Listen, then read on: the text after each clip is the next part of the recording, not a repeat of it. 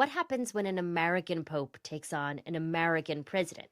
Now, the most influential American in the world has almost always been the US president. But for the first time in history, maybe POTUS has a serious rival, Pope Leo XIV. I have no fear, neither the Trump administration nor speaking out loudly about the message of the gospel. And that's what I believe I am called to do, what the church is called to do. Since his election last May, Pope Leo has increasingly become more vocal in his criticism of the Trump administration policies on things like immigration and foreign interventions in Venezuela and then Iran. And in response, Donald Trump has taken it up a notch. In the last week, he erupted. We don't like a pope that's going to say that it's okay to have a nuclear weapon. We don't want a pope that says crime is okay in our cities. I don't like it. I'm not a big fan of Pope Leo. From the BBC, I'm Tristan Redmond in London. And I'm Asma Khalid. And welcome to The Global Story on YouTube. In today's episode, we'll be speaking with the BBC's Ed Stourton, a man who knows his way around American politics and the Catholic Church. But first, we're going to give you a quick recap. Now, I'm sure that you all have seen some of the headlines of the beef between the Pope and the President over the last several days. The situation has been tense for some time on issues like immigration and deportation. But it really started ratcheting up in January. In the wake of the US intervention in Venezuela, talking to diplomats in Rome, the Pope said, diplomacy that promotes dialogue and seeks consensus among all parties is being replaced by a diplomacy based on force by either individuals or groups of allies. War is back in vogue. Now, in the wake of those comments, we know that there was a meeting at the Pentagon that took place with the Vatican's ambassador to Washington. Recollections of that meeting vary. Some reports say that there were terse words exchanged. The Pentagon dismissed reports as exaggerated and distorted, and the Vatican said some accounts bared no resemblance to the truth. Now, fast forward to March, and CBS, which is the BBC's reporting partner in the United States, spoke with Pope Leo in Rome in the context of the Iran war, which had started by this point. And the Pope said to them, "I'm praying for peace. I hope that a ceasefire would be the most effective way to work together to find peace for all parties." Then on March 25th, at a prayer service at the Pentagon, the Defense Secretary Pete Hegseth said overwhelming violence of action against those who deserve no mercy. And then just 4 days later, off the back of that, in his Palm Sunday address, Pope Leo seemed to criticize the Defense Secretary. He called for an end to, quote, a spiral of violence in the Middle East. And he said to worshippers in Italian, Jesus, King of Peace, who rejects war, who no one can use to justify war. He does not listen to the prayers of those who wage war, but rejects them, saying, even though you make many prayers, I will not listen. Your hands are full of blood. Now, he didn't refer to Pete Hegseth by name, but it did seem to be an oblique reference to what Hegseth had previously said. Then it is the big one. On April 7th, President Trump threatened Iran with the death of its whole civilization unless it agreed to end the war. I'm sure we all remember that moment. Pope Leo reacted by calling that statement from Trump truly unacceptable. I would invite the citizens of all the countries involved to contact the authorities, political leaders, congressmen, to ask them, tell them to work for peace and to reject war always. Then on Sunday, April 12th, Donald Trump posted 2 Truth Social posts that got a lot of attention. One was an image of him as a Jesus-like figure that he later took down from social media. The second was a long one blasting Pope Leo. And I'm going to read from it because there are a lot of wild things you see when you've covered the White House over the years. This was particularly wild. He begins by saying, Pope Leo is weak on crime and terrible on foreign policy. Then he adds, I don't want a pope who thinks it's okay for Iran to have a nuclear weapon. He then followed that up with that now infamous line to reporters we've heard that he says he's not a big fan of Pope Leo. Yes, and he said he likes crime, I guess. Those posts really generated some outrage among Christians, among Catholics, including among some conservatives in the United States. At this point, we're at the 13th of April, which is Monday of this week. At this point, Pope Leo is on his way to Africa. He's on a papal trip, and he's asked by reporters on the plane. We were noticing that a lot of interesting takes now seem to happen on the plane. Leo said he had no fear of the Trump administration. I have no fear of neither the Trump administration nor speaking out loudly about the message of the gospel. Now, we're going to bring in our guest at this point, Ed Stourton, who's going to help us dissect all of this. Ed has been with the BBC for a very long time, reporting on US and religious affairs. Ed, the last time we spoke together was back in November. We recorded an episode together about the Pope and politics, and you said something back in that episode that aged very well, and I said something that aged very badly. So I just want to call back to those two things. So I said at the time, the Pope has not exactly burst onto the world scene yet. He's been very discreet. And you said the two most powerful Americans in the world are heading for a confrontation, which sitting now in April seems particularly prescient. Have we reached a moment of confrontation between President Donald Trump and Pope Leo? Well, I think we have, and actually I think it's been there from quite early on in Donald Trump's time. I mean, the Pope has, or the Catholic Church generally, but the Pope particularly, has taken on Donald Trump's agenda in all sorts of different ways. You remember those very early cuts in aid that the Trump administration introduced? Foreign aid cuts. Exactly, yeah. And that was immediately seized on by the Vatican, which, of course, in many of the countries that were affected, is very powerful presence in terms of healthcare, education, and so forth. So they immediately picked up on that. Even before he was elected Pope, Leo was very hot on the question of the deportation and immigration policy of the administration. And he had also taken on J.D. Vance on what sounds like a slightly technical question, I suppose, the Ordo Amoris, the order of life. You remember Vance suggested that one of the reasons for cutting aid is that you had a sort of graduated sense of those you cared about. First your family, then your friends and all that, and moved gradually outwards.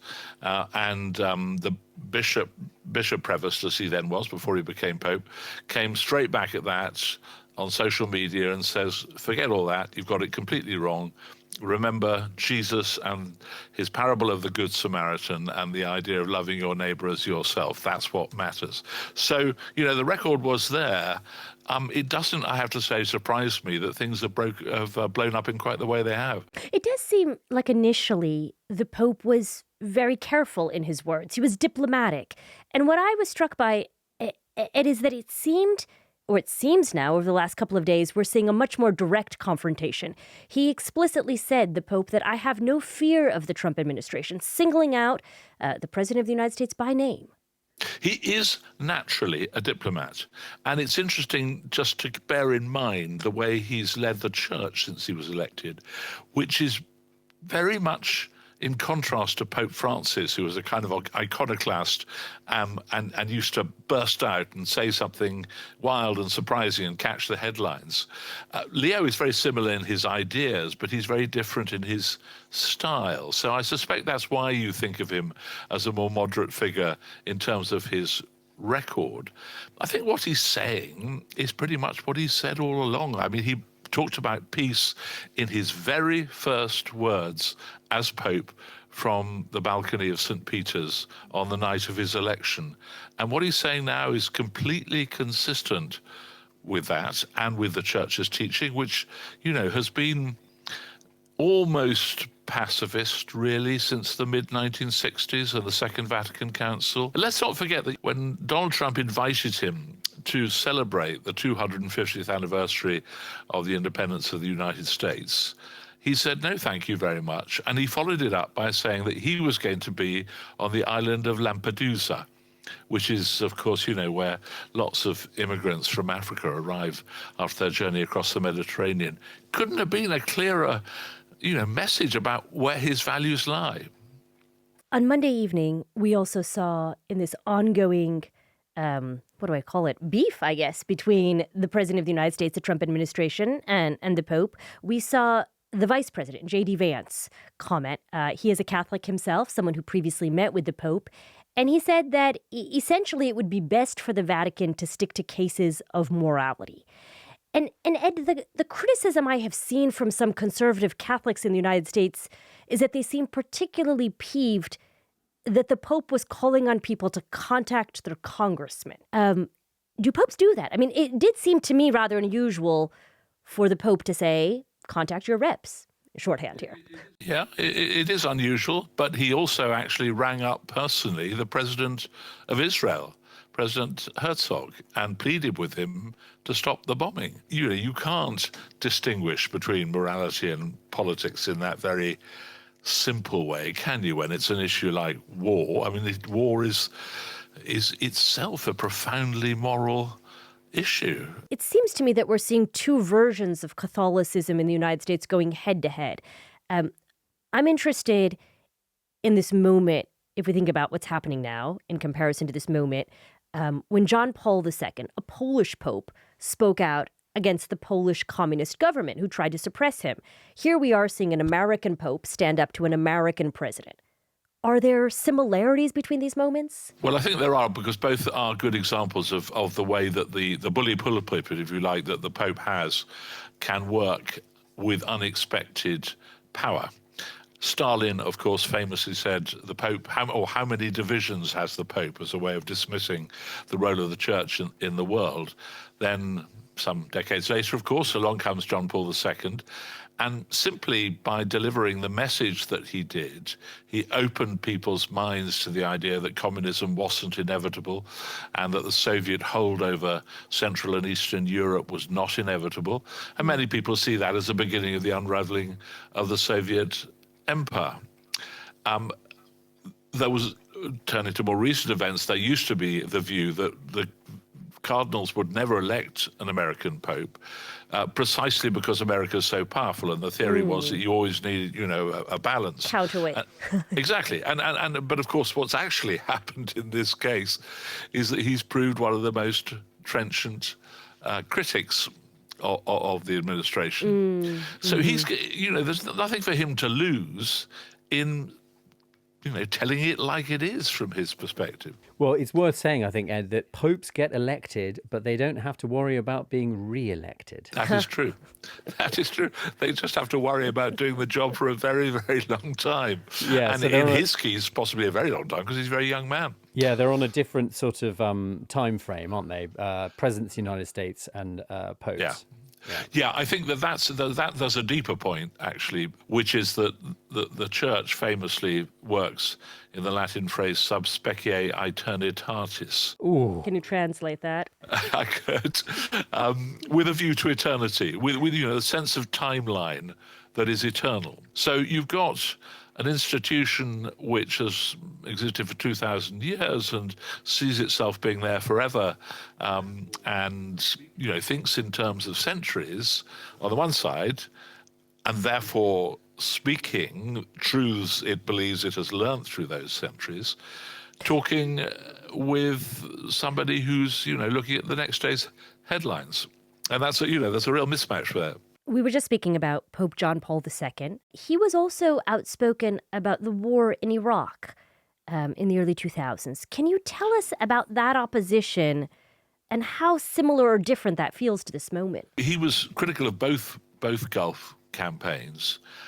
I thought it was interesting during the second one, the run-up to George Bush Jr.'s war in Iraq, that he referred back to his own experiences as a young man of what it's like to be in a war, because he, of course, grew up in Krakow in Poland during the period of the German occupation. So he has seen war and seen a particularly brutal face of war, because, he was, half an hour's drive from Auschwitz. He'd seen it at first hand. And that meant, I think, that he brought particular passion to the question of war and peace. Well, Ed, we're seeing a certain amount of religious rhetoric now around the Iran war, which reminded us of the language used around the Iraq war. I mean, George W. Bush at the time used the word crusade, which is in many ways a very controversial word. But we're seeing similar sorts of things now, if not the actual word crusade. There were the things that Pete Hegseth, the Secretary of War, the Secretary of Defense, said around Easter weekend. Shot down on a Friday, Good Friday, hidden in a cave, a crevice, all of Saturday, and rescued on Sunday. Flown out of Iran as the sun was rising on Easter Sunday. A pilot reborn. What do you make of the religious way in which this conflict is being framed? I think some of it has been extraordinary. In terms of the comparison with George W. Bush, I think after he'd used that word crusade, he was advised that how sensitive it was. Mm-hmm. Crusades were a time when Muslims and Christians killed each other for their religion. What do you make of Hegseth's words in comparison? I think they are extreme, and as we know, the Pope, or at least as we know, he appears to have rebuked Hegseth pretty directly, although he didn't use his name. He essentially said, and I'm trying to get this quote right, Jesus doesn't listen to the prayers of those who wage war. And I think he also followed it up with a quotation, an Old Testament quotation from Isaiah, where he said something similar, but he used the phrase, those with blood on their hands, which is a direct quote from Isaiah. So he didn't say, I'm saying this to Pete Hegseth, but it came on the back of the Hegseth remarks that you alluded to, and it was pretty generally taken to be aimed at him. Which, to be clear, Hegseth is not a Catholic. I think that's a really important point, because I think what you're seeing in his use of language is a very distinctively American evangelical kind of Christian nationalism, which is completely unfamiliar in the Catholic world, and which I suspect most Catholics, even conservative Catholics, would find quite difficult to deal with. So evangelicals tend to be much more biblically rooted. So all the stuff in the Old Testament about wars and God smiting people, is all fine. Catholics tend to turn their attention much more to the New Testament, but also regard the church as a teaching authority, which has the ability to reinterpret all that stuff. So you get a completely different picture, particularly on an issue like war. We've been having this conversation about Catholicism, and we were speaking a moment ago about George W. Bush. He was a man who was a born-again Christian, who credits finding Christianity with saving his life. Donald Trump's relationship with religion, I will say, is far, far murkier. Nonetheless, he's invoked Christianity and Christian imagery in some really unusual ways. Yes, he has. I mean, he joked about becoming the next pope. He posted an image of himself in papal clothing. When he was asked what his favorite Bible verse was, he sort of dodged the question. And then this weekend, he posted this AI image of himself depicted as a Jesus-like figure. I thought it was me as a doctor, and had to do with Red Cross as a Red Cross worker there, which we support. What do you make, Ed, of the way in which Trump and his administration invoke religion in these ways? Well, I think there's a long history of him seeking votes from the religious right.